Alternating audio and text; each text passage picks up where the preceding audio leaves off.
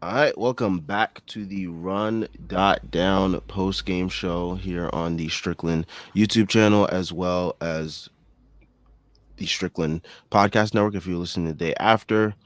Knicks win 106 to 104 in regulation. Oh man. I am I am still waiting for the day that this team can grant us an easy win just for our all of our mental health sake, but I don't think that day is ever going to come. No matter what this team does, it's remarkable how they'll somehow place themselves in a position to almost lose the game. Um, every single night they play, it's quite remarkable. Um, I mean, down the stretch, I mean, the fact that this team had multiple double-digit leads in this game and blew all of them and found themselves to a point where they were a Tyler Hero miss away from losing this game at the buzzer. Um, it just speaks to all the things that we've been talking about on post game the last however many games it's been. Um, Seasons, really. Seasons. yeah, seasons at this point. Um, Yeah, I mean, I guess we could start with RJ, the man who's getting the post game interview by the guys in the studio on MSG Network right now. Responded and played 40 minutes. Jesus Christ. I mean, can we find some middle ground? Like first he doesn't play all of the fourth quarter last game, and in this game it's just like here 40 minutes. God damn. But he had 30 points, eight rebounds, four assists on 13 of 23 shooting. Didn't hit any threes, but I mean tonight really didn't matter that much because the Heat really didn't have it going to the point where it was a threat for us to really match them with threes. I don't know. That third Um, quarter had me scared. I mean, every quarter has you scared as a Knicks fan. Okay, fair. But yeah, he followed up a bounce back he had a bounce back performance following the previous game where he was benched for most of the fourth quarter, if not all of the fourth quarter in overtime, versus the Lakers. So it was really good to see RJ bounce back. He showcased a lot of patience in the paint. He was able to really take advantage of the Tyler Hero matchup. Whenever Tyler Hero was matched up on him, he immediately got to work and was able to get a basket or get some fouls.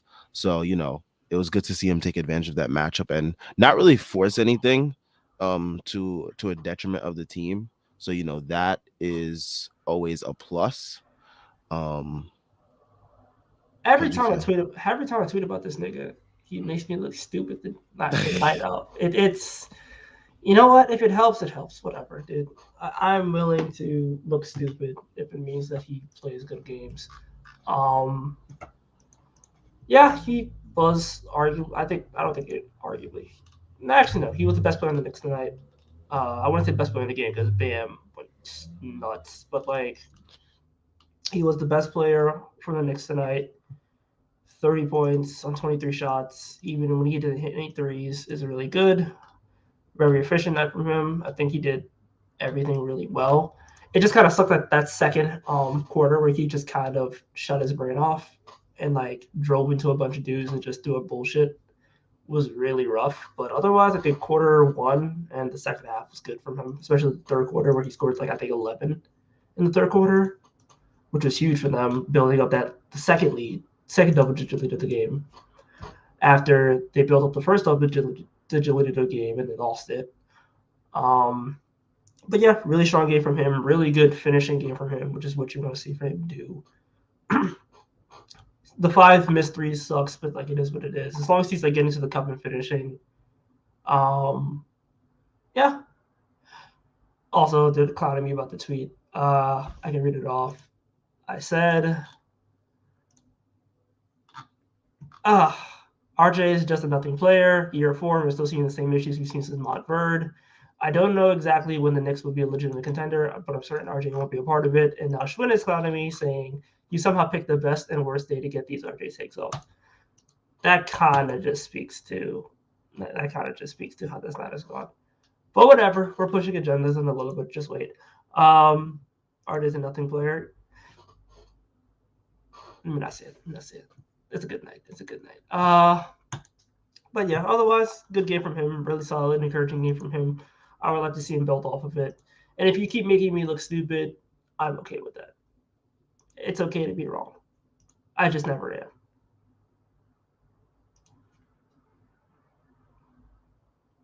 You did.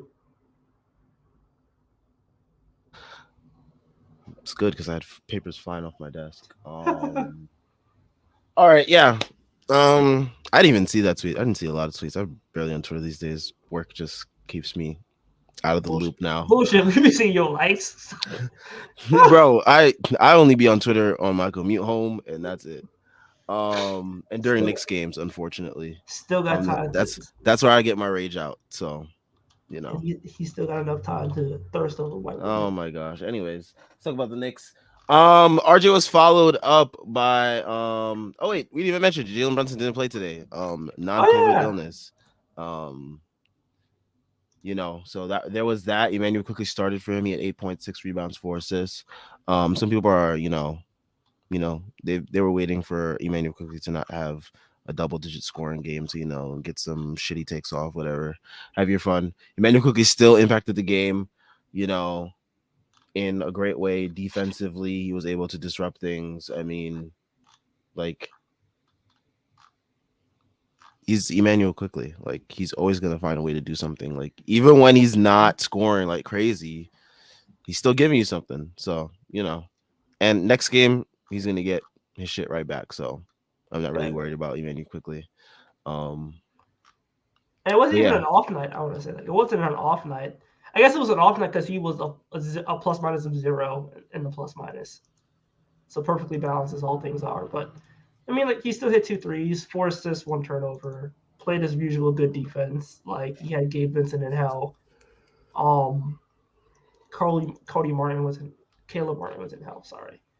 But yeah, like otherwise, solid game from him. Can't really complain about too much about it. It just wasn't pretty for the box score, and that's yeah, fine. and that's what most people like to watch these days. Um, Julius Randle followed up RJ Barrett's 30 points with 23, 10, and 6 with 3 steals. Was named an all-star today. Yes, For sir. the for Yes, the sir. second Shut the for the fuck up. It's second my time. time. Anyway, yes, sir. Say it again. What was he doing today? An all-star. Let me get my shit off. All right. I mean, today, does that really mean anything? I mean, look at the names that also got named an all-star. Don't care. We take what we can over here. They said I was wrong. They told me I was dumb. We live Y'all in a was world clowning where me Jaren Jackson all year. Jr. is an all-star. Y'all clowned me all offseason. Y'all was telling me I was dumb. Y'all said trade to the Hornets, to the Suns. Y'all was making packages for DeAndre Ayton. Y'all were nasty and filthy, and you knew you were nasty and filthy. And you know what? Now I got my nuts in y'all mouth. I won. Continue. Anyways, as I was saying, does all-star really mean anything this year? I mean, if we look at the names that got named to all-star team, it's a travesty. Drew Jaren Jackson Holiday made Jr., the All-Star. Drew Holiday.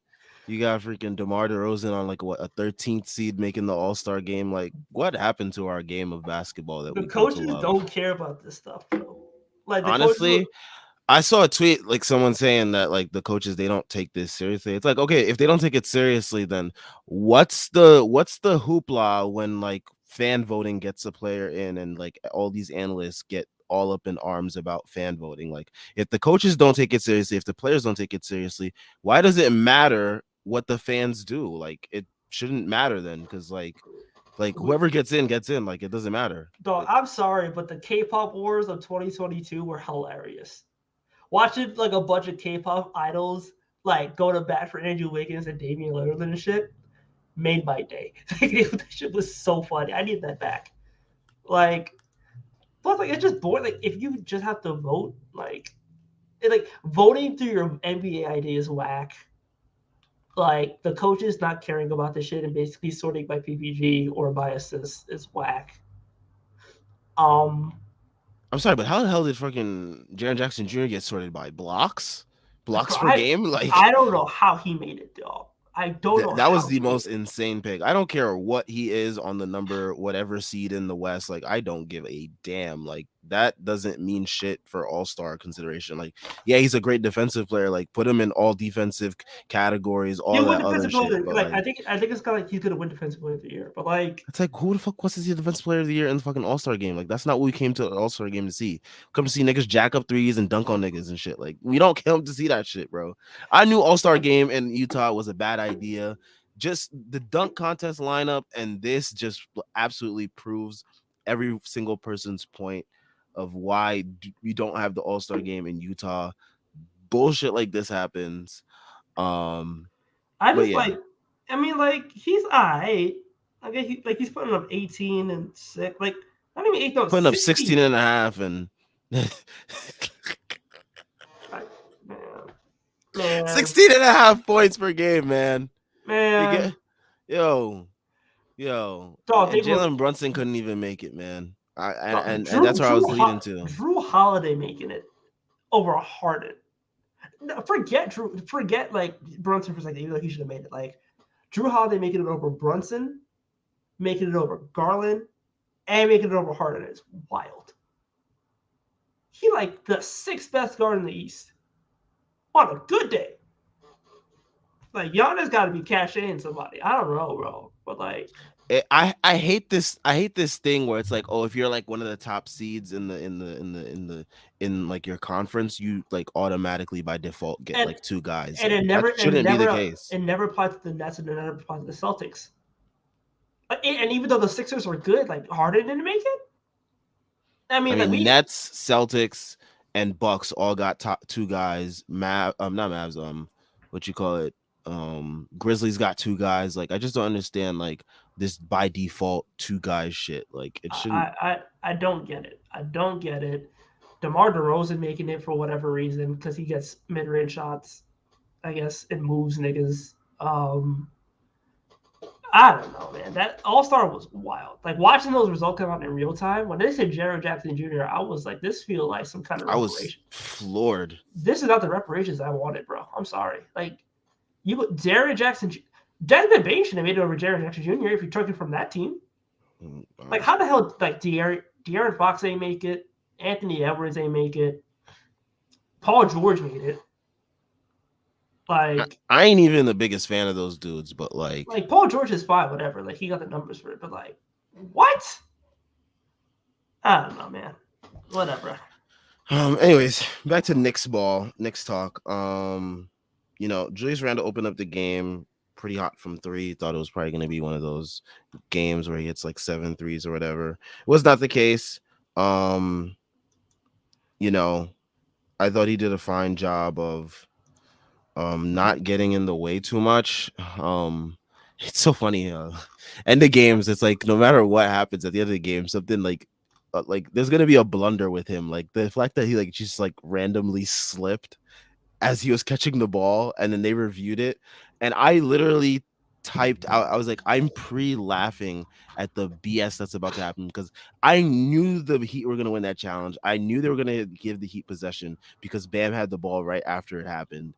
And then Tyler Hero gets off a pretty for Tyler Hero, that's a pretty decent look. And I was like, damn, if that goes in, that would be one of the worst. That would be this would be like right after the Mavericks loss, that would probably be like the second worst loss that the Knicks had this year. Oh yeah, With all the bullshit easily. that happened. From that turn from like that RJ pass that turned into like a turnover that turned into like a recovery by us where Hartenstein gets the ball. It's like, So that play was wild. That play was absolutely wild. Like watching that in real time, I was like, what the hell is this? I literally had my jaw literally dropped. I was like, Yep. what the hell is going on? Like I got mad and then I got happy and then I got mad and then I was happy and I was like, I didn't even waste time like fluctuating through emotions. I was just like, what the hell is going on dog, here? that's gonna be a Shaqtin' a Fool classic. That would be a banger. Like Jesus Christ, that game. But even then, we go up 5 with 5 seconds to go, and we still end up finding a way to almost lose the game. They somehow give up an open three, dog. Like what were they thinking? They give an open three, then they'd have the turnover. It's just like, oh my gosh, this team, they don't make anything easy for their fans at all. Like, when's the last time we had a good honest blowout? When's the last time we had a good honest like inbounds play? The Alec Burks disease of last year might have just caught the entire team. It's not Alex Burks disease. It's a Thibs disease. He doesn't know how to draw up inbounds plays. He's an idiot. God, dude. Not to mention, like, Grimes could have just thrown it off Struce's back. It was right there. He could have thrown it off Struce's back and then probably cussed the rim because everybody else was on the weak side. Like, I don't know, dog. That This team game is was. this team is remarkable in like all the worst ways. I don't know how the hell they make this loss feel like it's. I'm happy they won. Obviously, I'm always happy when the Knicks win, but like, damn, you just kind of feel they're going like it should not have been that difficult. But like, whatever, they won. So hey. Yeah. Quentin Grimes. Pretty solid game. Hit some threes tonight for once. Like, thank God. 17 points, 4 rebounds, 3 assists. 6 of 9 from the field, 3 of 5 from 3. Hit one of the biggest threes in the game. Very timely open 3 off of a RJ drive that led to a pass to Julius, who quickly passed it out to the corner for Grimes to get that 3. I thought that was a great ball movement on that play. A lot of people are using like the ball movement at the end of the game as an indictment on Jalen Brunson. I'm not really trying to like shill for Jalen Brunson or anything like that, or like make excuses for him. But like I just think that like teams they naturally just embrace a new style of play once like their main ball handler or their top guy is out. Like their teams are kind of forced to like adapt and play with more ball movement when certain guys are out. It would be nice if we can implement, elements of that style when Jalen Brunson comes back, because I think that would be beneficial to not just Jalen Brunson, but everybody on the team. Yep. But yeah. But you do like the ball movement, though. I feel like this is the first time they look competent against the zone in like 3 years. In 3 years, this is the first time they look competent against the zone. And it turns out using Obi Toppin, being able to flash to the middle of the field, middle of the court, using Hartenstein as a playmaker and an offensive hub in the high post, shit that we've been talking about since the moment this team was formed heading into the season. And it turns out, hey, everybody benefited because Deuce had his best game in a month. And Hartenstein looked really competent as a passer. He had 1 assist, but I feel like a lot of those hockey assists that he generated just off of his ability to play make out of the high post was really good. And Obi Toppin had 7 points in the fourth quarter.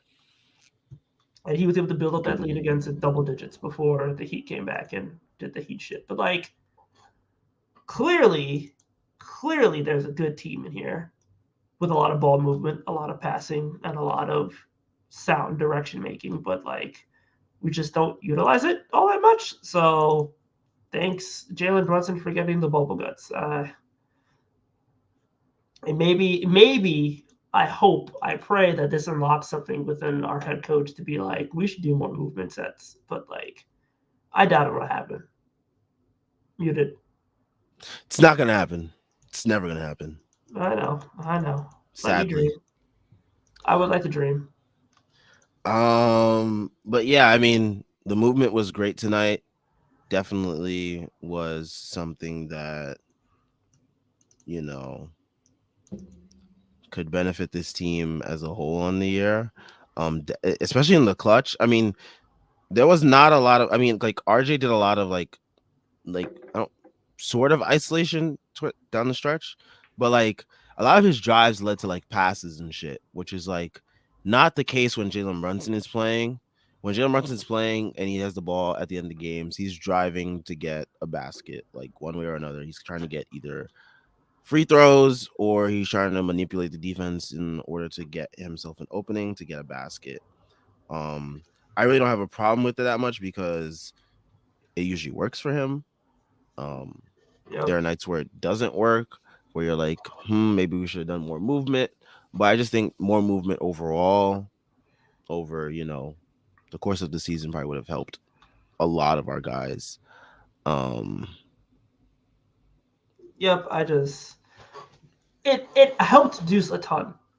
I feel like Deuce had his best game was because like he got to touch the ball, he got to make some plays like off cuts and stuff like that. There was one play where like Hartenstein has the ball and like 10 feet away from the basket, he's basically telling Deuce to cut, and then like Deuce is able to like run around a little bit. I think he beats maybe Struess. He might have like beat Struess to the basket, gets a cut, gets an easy lay. Like those are the plays that Deuce should be like thriving off of. Like he just needs to get cheap and easy buckets, and this team doesn't generate a lot of cheap and easy buckets. They don't really do they don't really run in transition. They don't generate a lot of events. So getting cheap buckets is like hard to come by, and they were able to get cheap buckets tonight, and that benefits players like Deuce. It benefits players like Obi. Hell, it benefits players like Randall. And when they're able to do that, they're able to thrive. So hopefully it'll stay. But again, I'm skeptical. Yeah, always skeptical with this coach because you know things never the good things that we should keep doing it never happens or it never happens consistently. But yeah, I mean Obi. Shout out to Evan Fournier. I tweeted this out. I said, shout out to Evan Fournier. He like actually got Obi one of those leak out baskets that we haven't seen in quite a long time. Just like getting a quick rebound off of like a short miss and just launching it down court. Obi was able to get it, lay it up. That was his, I think, his last basket of the night. But like he also had like a three, and then he had like this fadeaway basket coming through, cutting through the middle. So just a variety of different ways to score for Obi tonight, which was very encouraging to see. Um, because it's like this is what people are talking about when you're like you can use Obi. It's like you can use Obi in these variety of ways. Like you don't always have to park him in the corner. Um, it's so weird how like certain players get fully optimized when like a player gets hurt. Like it's so weird. Like Dibs is finally able to like do some different shit. Someone also said like it's so someone tweeted they're like every time Thibs' seat gets hot, Knicks like always pull out like some improbable win or some shit like that. It's like Dog. Tibbs with his back to the wall when he has the coach be turned into Ty Lue. It's dumb. Like maybe turn into Phil Jackson, Pat Riley, Melt like my child. And we still end up looking like Larry Brown in the clutch. But like, yeah, man, it worked tonight. I hope he like somehow like I just kind of feel like he goes so game by game that like he basically dumps all this information out because he's like, well, Jalen didn't play, so it doesn't matter. so But Jeff has a thread going because he cannot make the post game. So I will share some of his thoughts and we can discuss them as we go. So he says he has to start with RJ Port late game decisions aside. The reason he has the highest ceiling on the team is his ability to get to the rim consistently. He made a bunch of good reads tonight. Yes, definitely agree. I think we also mentioned this. He showed great patience in his reads, taking advantage of mismatches with Tyler Hero, especially. I mean, he was seeking out Tyler Hero in screen actions and stuff like that to get him on him so he can get downhill. And when he got downhill, he was able to make decisions, whether it was with the pass or with taking layups or shots in the post. So, definitely good stuff from RJ tonight. It's stuff that you wish you could see on a consistent basis, which is why it makes him so frustrating to watch, because it's like you see like when the good shit happens in a game, like this is what it looks like, and like you're like, man, if you can just do this like more often, then yeah, it'd be wonderful. yeah, I I think that's why it's so tantalizing with RJ Barrett, unlike Cam Reddish shit. Like I had to throw a little shot in there. Um, yeah, I was wilding today with that whole free Cam Reddish stuff. Anyway, um, Y'all niggas is wasting trees, wasting paper, typing up bullshit and posting it on fucking subway system and shit, man. What's dog, wrong with y'all? man, think he an Avenger. Like, what you think you trying to do? Talk about free Cam Reddish. Like, it's Cam Reddish, dog. Like, I never seen someone like take such a hold of a fan base or like parts of a fan base and just like mind control them like this. dog, they still talk about Anthony Edwards clip and high and AAU tape. It's over with. That clip Anyway, of burning hell. I guess we could talk about Cam Reddish later today. But like, yeah, man, like I really did like RJ Barrett's decision making aside from like Frank said the late game decisions, but I feel like his scoring was really strong and really impactful and necessary for this team. Definitely. Let me get back to Jeff's thread here. He also said Randall is next. There cannot be a more volatile player in the league than him. The Julius Randle experience is unparalleled. I definitely agree. Yep, Still, he's making more timely plays than ever before. His help on the final play may very well have bailed RJ out. All star. indeed. It's an experience, but when it's good, man. It's a toxic relationship that you can't quit. Can you just like, mm, the the, the WAP is too good, and you just like, yeah, I gotta keep coming back for more. But she'd be like keying your car and shit. That's the Julius Randle explanation in a nutshell. It's like dating a Latina. That's Wow. really it. Wow. All right. Grimes was awesome on both ends. He defended Butler as well as he could have as could have been expected. His shot finally fell. More importantly, his decision making in the paint continues to impress.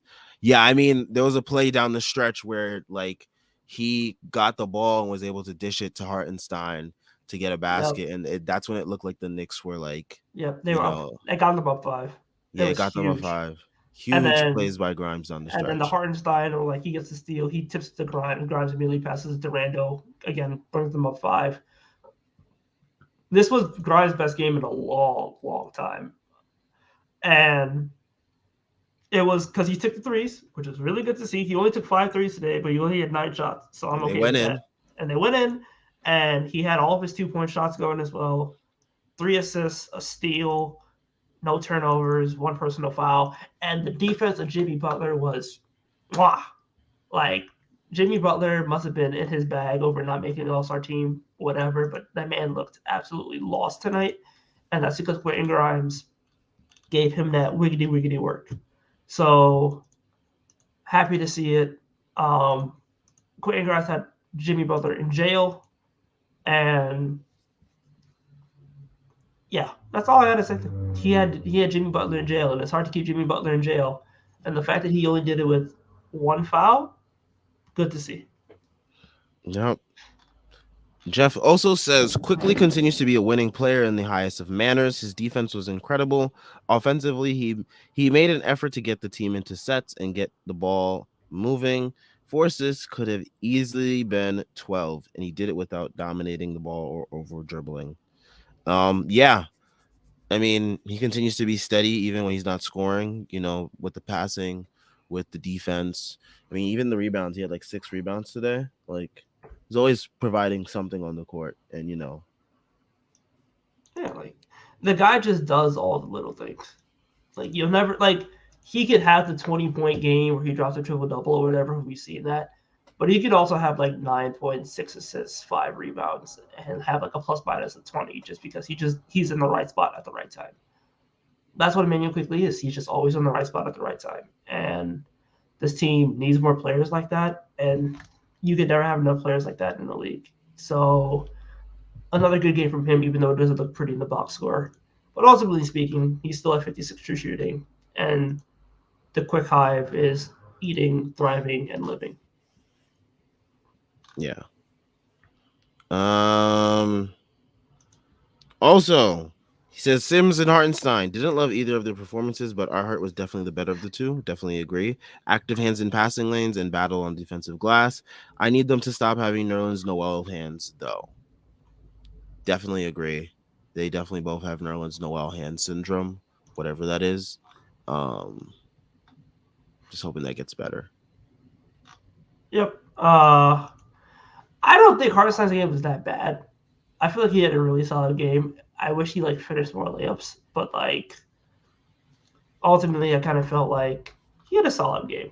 I think it was good enough for him, and I just like the minus 14 does not do him justice. Like the minus 12 doesn't do Obi Toppin justice. Like he absolutely was pivotal down the stretch of that game. It was their first half minutes that Yeah, tanked them. Their first half was absolutely atrocious. Like, I never wanted to see Evan Fournier again after his first half. the second half he won His me back. second half he was all right. Which brings us to Jeff's last comment, which includes Deuce Fournier and Obi may have very well saved the game in the second half. Obi taught the team how to beat a zone by flashing to the middle. Hell yeah. Wow. What a About time. surprise. About time. Fournier and Deuce wouldn't let the ball stick. Deuce hitting catch and shoot threes. He had a bunch of explanation points after those. Definitely huge. Deuce hitting those threes in the corners. Yep. The Knicks had 10 corner threes today. I think they said that's the most by a team this season so far. So What? yeah, 10? yeah. Okay. 10 made corner threes, I think. All right, dude. Sure. I don't know if that can be actually verified, but I'll take it. I'll take it. I like the Knicks hitting threes. Yeah. I like the Knicks hitting corner threes, the easiest three to hit. So yeah, I'll take it. But shout out to the Knicks. You know, they're able to grind this one out. Despite all our complaints about them making these games as cardiac as possible, as everyone likes to call them, the cardiac Knicks. Um, Not in the good way either, mind you. Yeah, not like cardiac Kemba, but like cardiac Knicks isn't like, oh my god, are the Knicks about to lose this game in like the worst way possible? Um, but shout out to them for being able to beat a team that's ahead of them in the standings. That will definitely go a long way. As we try to like inch our way up out of the play-in, hopefully, as the year goes by. One And game back, baby. One game back. yeah, and being without Jalen Brunson and Mitchell Robinson and still being able to, beat this Heat team with the performances that, Bam, um, Hero, and Struce were able to put up. I think that was a pretty, solid win. Hopefully we can carry this momentum into the game versus the Clippers. Um Before we head into comments, it's time for everyone's favorite part of these shows.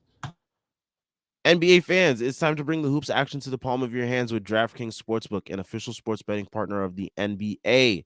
This week, new customers can bet just $5 and win $200 in free bets instantly. Plus, for a limited time, all new and existing customers can get a no sweat same game parlay every day. Go to the DraftKings Sportsbook app today, opt in, and place a same game parlay on any NBA game. And if it doesn't hit, you'll get a free bet back. Download the app now and sign up with code TBPN. New customers can bet $5 on the NBA and get $200 in free bets instantly. Only at DraftKings Sportsbook, an official sports betting partner of the NBA, with code TBPN. Minimum age and eligibility restrictions apply. Void in Ohio. See show notes for details. All right. Let's see what the comments have to say. Um, Chris Bernhard, great first comment. Something I tweeted and Ariel tweeted as well. Playing RJ with this random bench unit hurts both RJ and the team. There's no penetration unless RJ post ups and dribbles into a double, and there's no perimeter presence because no one can hit shots. Yeah, Ariel tweeted he doesn't like seeing RJ being as the sole creator on the court. I also tweeted something similar to that, saying, I said, what is the point of these RJ? What's the point of this lineup, basically? And it was RJ out there with like Deuce, Yeah. Fournier, Yeah. Obi. It's like, dude, you're like hindering like not even just RJ, but like everyone else on the team because it's like everyone else is just gonna like stand and watch as RJ tries to post up or post up against Tyler Hero. There were a couple of chances where he was able to take advantage of it, but it's like this is not really like that's when the team really stifled offensively, and that's when the Heat were able to close the gap after we made like Yeah. a pretty significant lead in the first quarter. Yeah, like we could talk about RJ Barrett's development as a scorer, but as a passer, he leaves much to be desired. He just doesn't function well in those lineups because it just becomes let RJ Barrett cook time. Um, and the fact that Quickly wasn't in the lineup because he was starting only exacerbates that lineup because like Deuce is your quote unquote point guard, and Deuce is not an NBA level point guard. Yeah, Uh, he's not the one that's creating in those sets too. He just like yeah, dumps off a pass to RJ in the post and see ya. yeah, like, but ultimately speaking, Randall, I think Randall probably goes better with that, and I think Obi, because subbing out Randall early, putting Obi in the starters, and then having Randall run a bit of the bench unit would probably be the better way to go about that. And we saw it early in the season when the winning streak started, and it allowed us to get quick Grime Deuce, and I think that's what they want. That's what they really should be wanting to do is try to get quickly Grimes and Deuce all on the court at the same time. Having Randall on the court also helps that, and then Harten's that whatever. But like, yeah, I would rather see that kind of trade off. Take make Randall the first up. It just kind of sucks that Randall has these really good first quarters and you can't really take him out. But like, give and take.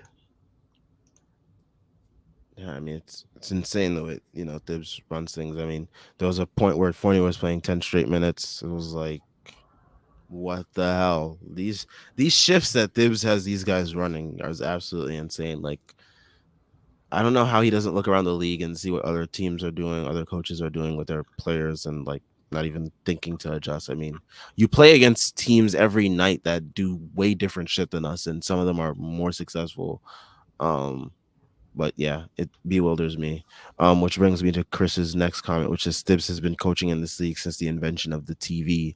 Yeah, he has no clue how to beat Zone D. It's the saddest thing ever. Um, I mean, hey, we got a little bit of a flash of that today, thanks to Obi, flashing to the middle, and guys like Hartenstein getting some opportunities in the middle to do things.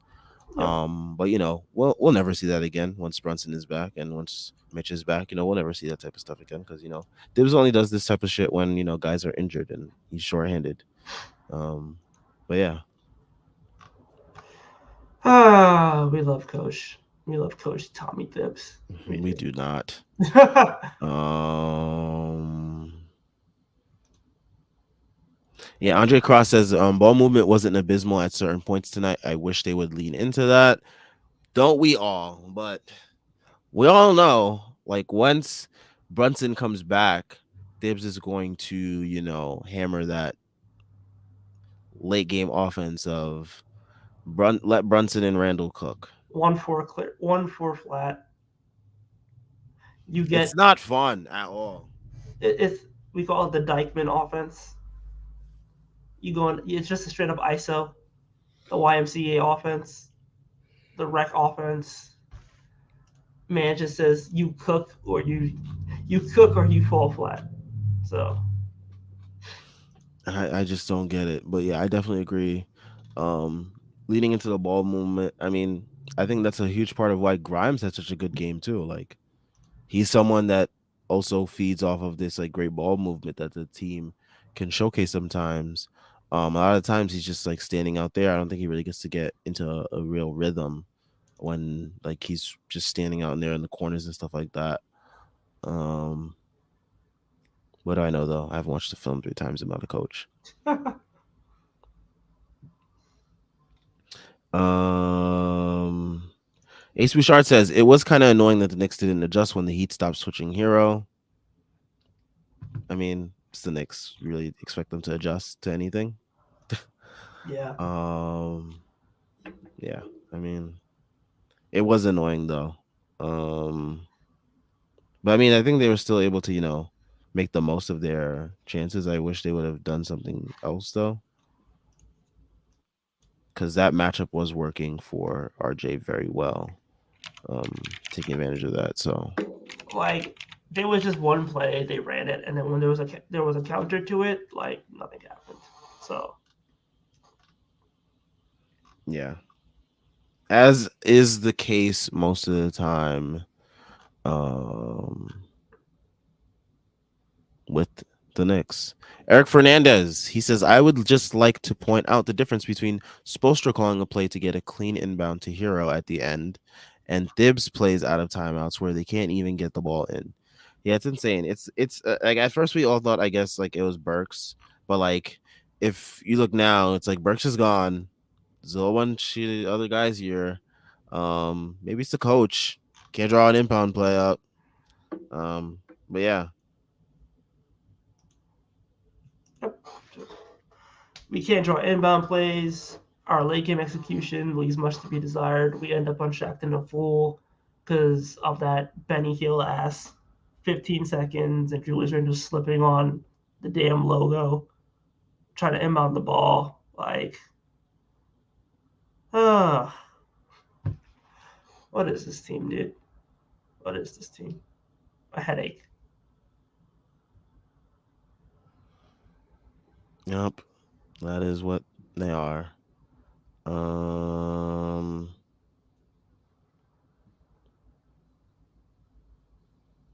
JL says this team really gave up two wide open threes on the final two possessions of the game. They are so lucky the most important one didn't go in. Yeah, that Tyler Hero one. Like I said, that No, Tyler I Hero thought one it was was. going in. I thought it was going in. I tweeted out. I was like, I'm laughing at the BS that's about to happen because I know something's about to happen after like the whole challenge situation. I was like, yeah, this is the point where the things don't go the Knicks way. We lose at the buzzer. Another heartbreaking loss for the Knicks. Wow, but thankfully Tyler Hero missed it. But that was a really great look. Um, A win for Black History Month. That's Tyler Hero giving a game winner in Black History Month would have felt like a hate crime. I don't know. That's just me. yeah. Um, Eric Fernandez asked, why wasn't quickly bringing up the ball at the end? Great question. Um, at the end of games, quickly never brings the ball up, so that's one thing for sure. That's like that is a guarantee. That is a staple of the Knicks late game offense. If even if Brunson is not there, they're gonna like give it to RJ to bring it up. Like it's gonna be Brunson, RJ, or Randall bringing up the ball in crunch time. Um, but yeah, I think quickly would have done a good job bringing the ball up, getting guys, the ball in the right spots. Definitely helping with breaking out of traps and stuff like that because quickly's good at that. What do Yeah. I know? Again, not a coach. Don't I don't watch the film a million times, so I don't know shit. Oh man. JL says Jimmy Butler the only star in the league who not hooping in the Garden. He was damn near invisible this game. Hey, let's not talk too soon, man. We still play the Heat like what 3 more times this year? Yeah, we played them twice. Twice in Miami, one more time in MSG. So Yeah, yeah. like you don't want to, don't poke the boar, don't poke the bear. I said the boar. Don't poke the bear, man. Like with our luck as Knicks fans, man, do not poke that bear of Jimmy Butler. You do not want him dropping 30 every single game against us, like for the rest of the year. Like he could end up having shitters versus everyone else and saving his best games for us. Like that's the type of shit. That's the type of luck we have as Knicks fans. Also, a Tom Thibodeau quote from the presser. Oh boy. The thing I love about RJ is that I always believe he's going to bounce back. It's a great way for trying to excuse yourself from like being shitty with your minutes management and shit like that. It's like the shit that Shaq does. He'll like shit on a player and then or he'll like say he doesn't know who they are, and he'll be like, "Oh, I was just saying that to motivate them." It's like, no, you weren't, No, nigga. like Shut up. he was talking about motivating everybody. Like Donovan Mitchell, he's trying to motivate. Why are you trying to motivate Donovan Mitchell, bro? Like, bro, you don't need to motivate Donovan Mitchell. He's good. Trying to motivate Devontae Sabonis for what? Like, who you think you is, dog? Like, come on. Like Like, they're good. I promise you. Like they'll be fine if you never said like you didn't know who the hell they were. Like they're okay.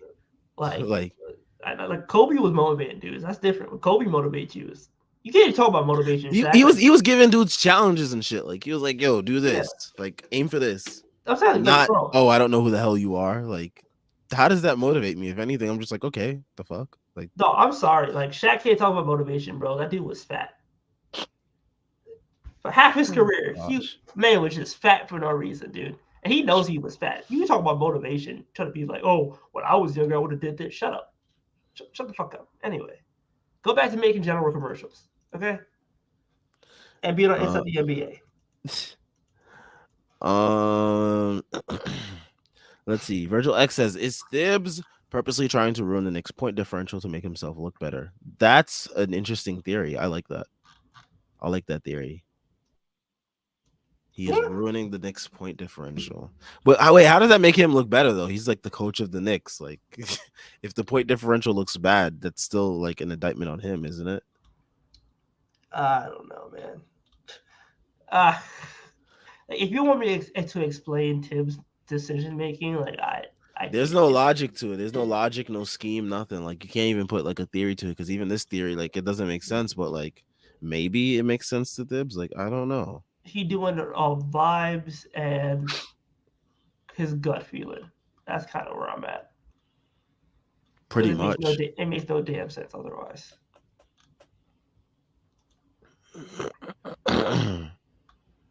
Ace Bouchard says the inbounds playbook is to pass Randall right at the sideline and then watch him cook. And by cook, I mean leave the stove on and burn down the building complex. Damn. No, not wrong. Not wrong. It's not wrong based on what we see with Tom Thibodeau and Julius Randle in fourth quarters. The slip might have been the worst move so far. I really don't understand that slip. Like that was just bizarre. Like he caught it, and I guess he just slid. Like there must have been some kind of wet spot. Like I don't know, dude. Had to be, but like man, That's he has wild. the worst type of luck if that was a wet spot So in the that crunch time. at some point it's just like you might have sold your soul for something. I don't know. They're just like, oh yeah, you go the first 43 minutes of the game, bro, you go dominate. The last 5 minutes though, they go fuck you up. And he was like, deal, I'll take it. But like, golly, that's another one to add to the blooper reel. Ooh, Ace Bouchard. One positive of not having Brunson tonight was not giving Caveman Thibs the difficult decision of choosing between IQ, Grimes, and RJ. Very true. We were able to see all three of them on the court in crunch time.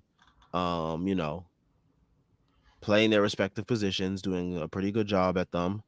And yeah, they were able to make it cohesively work as we all assumed they would be able to. It's just when Brunson is there, it makes it hard for him to play those three together because he doesn't want to go small. Because you can play those three together with Brunson, you just have Randall at the 5 instead of a traditional 5. He And I doesn't don't want to know. do that. And I don't know if Randall the 5 would have worked tonight. Yeah, definitely not tonight, but like certain matchups, you can definitely get away with it. Yeah, like I think if you're playing against, like, say for example, the team we play tomorrow, the Clippers. Oh, not tomorrow, Saturday. The Clippers. Like you could definitely go small against that lineup because it's fucking Zubac. Who cares? So Yeah. like, yeah, it's good that he didn't have to choose tonight, but he's gonna choose more at some point. And if that trade happens, and you know the one I'm talking about, What trade? that trade, No, what trade? I really don't know. I'm like, the OG trade, dude. but like, what would be the actual trade? I mean, like, I guess so. Like, if we're going off the news cycle, Masai wants young players over picks, which is basically his way of saying the Knicks offer is too good. I'm going to take it. Somebody give me some incentive not to take it. If you read into the lines, because like teams don't like you don't publicly announce bidding wars. It makes no sense. The last thing I saw about the OG thing was like some shit like Zach Lowe said, where he was like, Also, Zach Lowe is pushing mad water from Masai, so they take anything he says to heart. okay. Even then, I had to tweet like, "What the hell has our league become?" Where Like, ultimately, I think this is either going to be 2 unprotected picks and like some scrubs, or like 1 unprotected pick, 2 protected picks, and like a young player. Because like he's gonna command a decent haul. I think the Knicks are probably the front runners for him. Because realistically, who the hell else is competing? Like Memphis can apparently get Memphis involved. and the Pelicans. It's like Memphis can get involved, but they don't really have that many picks to like really trade. And Pelicans have the picks, but they're not going to use them. Like you're not giving up the Lakers pick for OG Anunoby. You're not giving up like maybe you give up like a Bucks 2027 pick or something like that. But like, they don't have the picks, and they're not giving up like Dyson Daniels. Like I think what Masai wants is probably like Dyson Daniels with like Trey Jones or like Zaire Williams for the Grizzlies, or even quickly or Grimes from here. But like he's not going to get that. And the Knicks are like, well, we're giving you 3 picks, maybe something like the Knicks 2024 unprotected pick, the Dallas pick this year, and then like let's say Washington or Detroit, whatever, whichever one you want to do. But like nobody's beating that package realistically. The only way teams beat that package is to throw in like the really good picks they don't want to throw in for OG Anunoby. So like again, that Lakers pick, which right now like I don't even think it's is it that like it's 10th right now. So that'll be like are you gonna get a top 10 pick for OG Anunoby? I doubt it. Depends on if that team thinks that he makes them that much better. I can't see a team throwing in a top 10 pick and then also giving up like other players. I just can't see it. Wild things have happened in this league. I mean, true, but like protected picks usually get you role players. Like Kevin Herter was got for a protected pick. You know, um, Thaddeus Young went for a first at the deadline, so like he'll get a first. But Seriously? Oh my yeah, god. last year, What the like hell is last this year, league? dude, Derek White went for a first. Thaddeus Young went for a first. Like first will get you role players, but my whole thing is like I don't see a world where like they're gonna get a Dyson Daniels or Trey Murphy the third or like a Zaire Williams. So like I think realistically the Knicks have the best package because like someone like Cam or even someone like Obi probably has like enough value with the picks that they give to like get you by. So personally, and I'm not saying this like as a bias, like I do think the Knicks have the lead just because like they have the capital. But like for me with the whole OG thing, it's like, oh, he doesn't want to play fourth fiddle in Toronto. So why would he want to play fourth fiddle here? You better shut the fuck up. Dog, you could be the fourth fiddle anywhere you go. Unless you Honestly, really, like like you can be pissed about being the fourth fiddle, but like that's really what you're capped at right now as your role in the NBA. like you want to get a That's who pop you in are. Indiana. You want to get a pop in Indiana. That's what you want to do. Like if you don't want to be the fourth fiddle, like you best add some shit to your bag in the off season because Like, like this is who you are. This is who you've been the last couple of years. So like, you're not a chef. You're not an artist. You're a role player and rebounder and screen setter. That's what you are. yeah, Like you guard the team's best wing and you hit your fucking threes. Shut the fuck up talking about I want this bag. Like you got no bag. You got no bag. You ain't got no wiggle. You can't get it off. You had that one game at MSG against us and we was playing like dog shit. oh, I And hate that the Raptors players always get their shit off at MSG, bro. That shit pisses me the fuck we off. single handedly get Fred VanVleet trade value, dog. We gave all of them trade value. All of them. Yeah. We gave all of them trade value. This is why everyone at the rigor just like sucks them dry. It's insane. God, but yeah, like ultimately speaking, I do think that maybe this time next week we're talking about OG Anunoby being a Nick.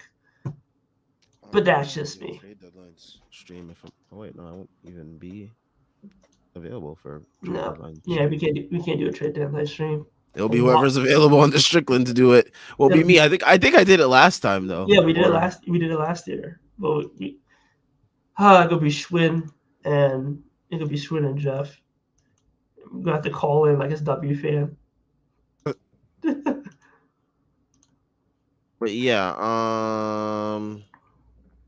let's see. Let's get to another comment here. Mano F says, I'm not sure if y'all talked about this already. We haven't. But Julius Randle said Johnny B talked to him last summer saying that he had to get his head right and be a better teammate. Promote him expeditiously. There we go. Some Ooh, accountability. okay, JB. All right, JB. Okay.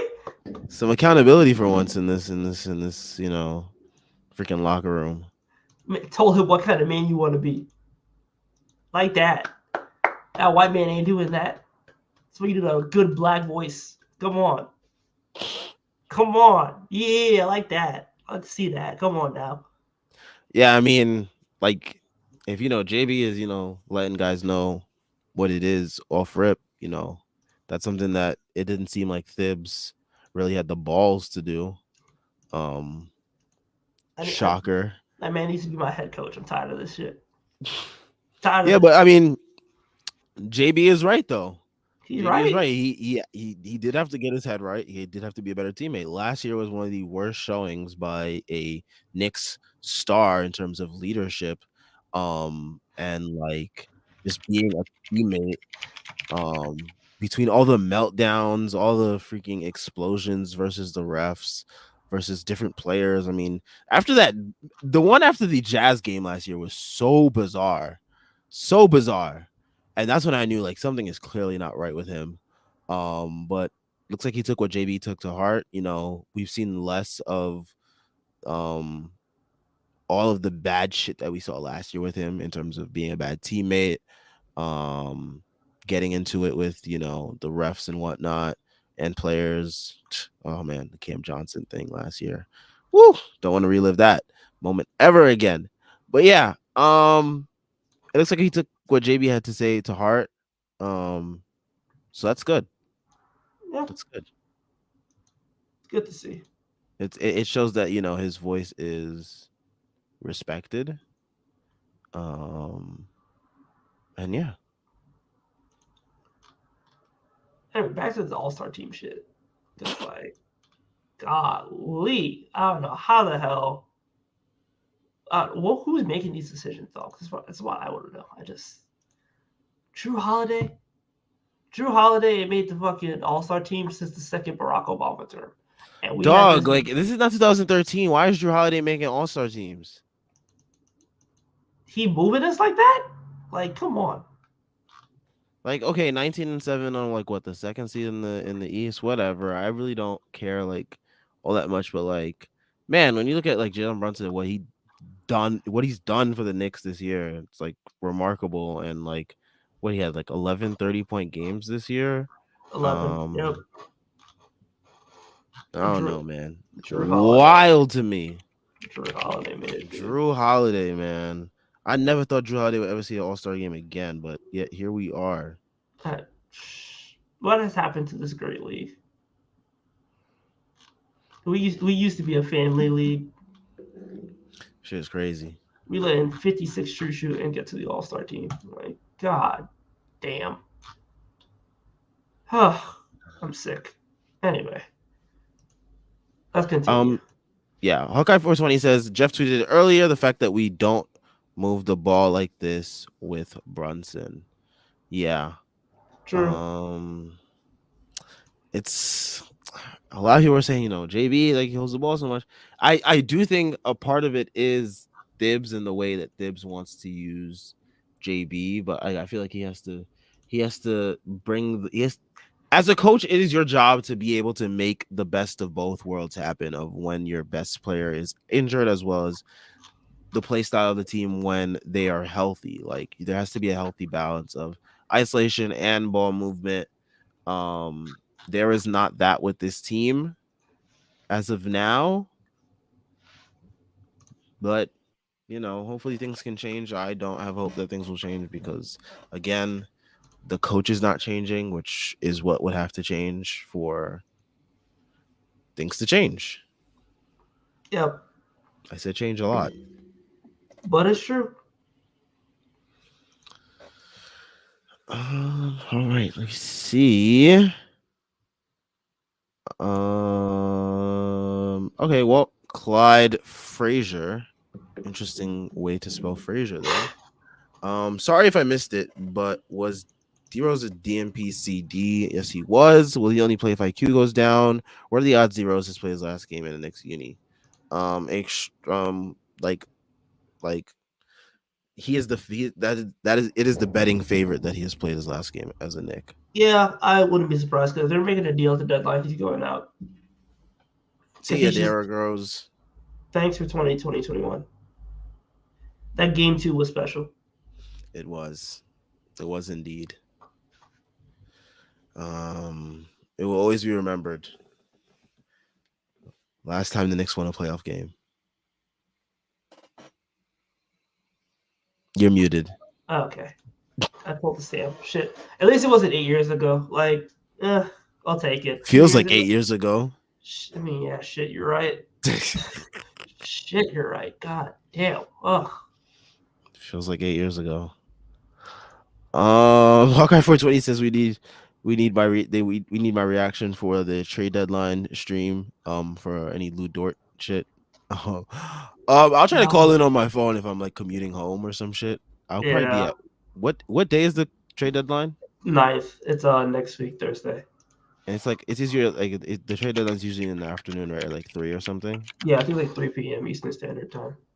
Damn, that's like right when I get off work. Yep, 3 p.m. Eastern Standard Time. So like, yeah, probably. I'd have to like call in on my phone or some shit, but I will not be home at all. I will be on my way home from work, if not or still at work. We will probably just recap it the day after because there's a dead we played the 7th and then we played the 10th. So we probably just recap it like night out. Yeah. But I will tweet out my face of when there is a crazy trade. I will tweet out my Yeah. face from the Lou Dort So reaction I stream. can't use my phone during work. So like, you'll just get a stream of consciousness after I see everything. Yeah. Like when the Goldberg trade happened, and I didn't see it for like 3 hours, and I came back and I was like, why the hell people trading the GDP of a small nation for Rudy Gobert? So like, it'll be good content to watch. I have a prep last period, so maybe I can tap in and see what's going on. Um let's see.